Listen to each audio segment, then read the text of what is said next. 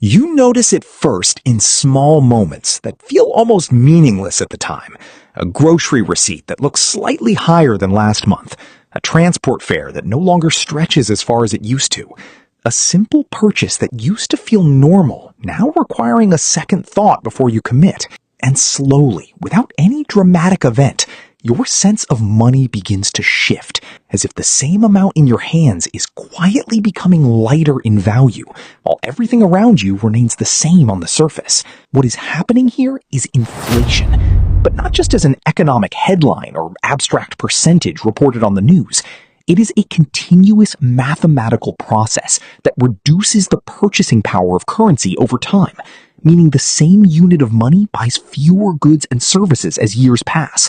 And while this sounds simple in definition, its impact is deeply psychological, because humans do not experience percentages. They experience lived reality, routines, and repeated exposure to rising costs that feel personal, even when they are systemic. I'm Gabby, and in this video, we're going to break down how inflation really works, why your money slowly loses purchasing power over time, and how economic systems quietly influence the value of everything you earn, save, and spend. By the end of this video, you'll see inflation in a completely different way and understand why a simple number on a price tag can reveal much more about the economy than most people realize. If you enjoy learning about financial psychology, hidden economic systems, and the mathematics that shape everyday money decisions, make sure you like this video and subscribe to the channel. Now, let's explore one of the most misunderstood forces in modern economics. To understand it clearly, imagine money as a fixed measuring tool for value, and inflation as a slow distortion of that tool. So what used to measure one full unit of goods now measures slightly less.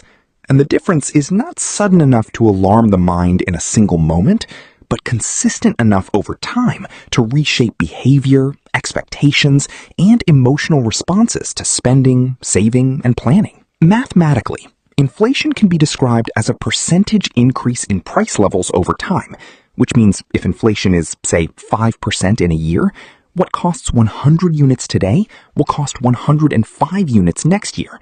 But the important part that often goes unnoticed is that this effect compounds. So each year builds on the increased base of the previous year. And this compounding creates a widening gap between stagnant income and rising prices that most people only recognize when their lifestyle starts feeling compressed without any change in their earnings. This is where financial psychology becomes central, because the human brain adapts to current conditions rather than tracking long-term erosion. So when prices rise gradually, people adjust their expectations instead of resisting the change. They may switch brands, reduce consumption, or normalize smaller portions of value. And this adaptation creates a powerful illusion that nothing fundamental has changed, when in reality, their purchasing power has been steadily declining in the background. There is also a cognitive bias at play called money illusion, where individuals tend to think in nominal terms rather than real terms, meaning a salary increase feels like progress, even if inflation has outpaced it, and a price increase feels like a personal inconvenience rather than a systemic adjustment. So people often evaluate their financial position based on numbers that appear larger or smaller, rather than what those numbers can actually buy in the real world. To make the math more visible, consider a simple sequence. If you have a fixed amount of money and prices rise consistently each year, the real value of that money follows a declining curve, not a straight line, because each percentage increase compounds on the previous year's higher price level. And over time, this creates a gap that accelerates even if inflation remains relatively stable, which is why long periods of moderate inflation can still produce significant erosion of purchasing power without dramatic shocks. What makes this system even more subtle is that wages do not always adjust at the same pace or in the same proportion as inflation. So even when income increases, it often lags behind the actual cost of living. And this delay creates a structural pressure where individuals feel like they are working harder just to maintain the same standard of living they previously achieved with less effort, reinforcing a quiet sense of financial fatigue that becomes normalized over time. From a systemic perspective, inflation is not inherently an accident, but a feature of most modern monetary systems, influenced by factors such as money supply expansion, production costs, demand shifts, and economic policy decisions. And while moderate inflation can support economic activity by encouraging spending and investment, its uneven impact across different income groups creates unequal experiences of the same economic environment. Lower and middle income individuals tend to feel inflation more intensely because a larger portion of their income is allocated to essential goods, such as food, transport, and housing, which are often the categories that rise fastest or remain least flexible, while higher income groups have more capacity to absorb price changes, invest in assets that may appreciate, or diversify their financial exposure, creating a widening experiential gap even within the same inflation rate.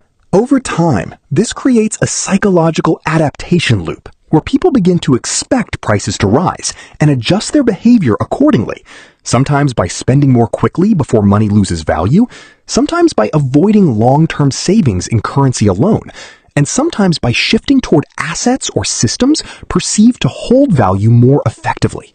And each of these responses reinforces the reality that money is not static, but a moving metric tied to broader economic forces. The deeper implication is that inflation quietly changes how people relate to time, because saving money becomes not just a matter of discipline, but a question of preservation against future devaluation. And this introduces a hidden tension where delaying consumption has a cost beyond personal restraint.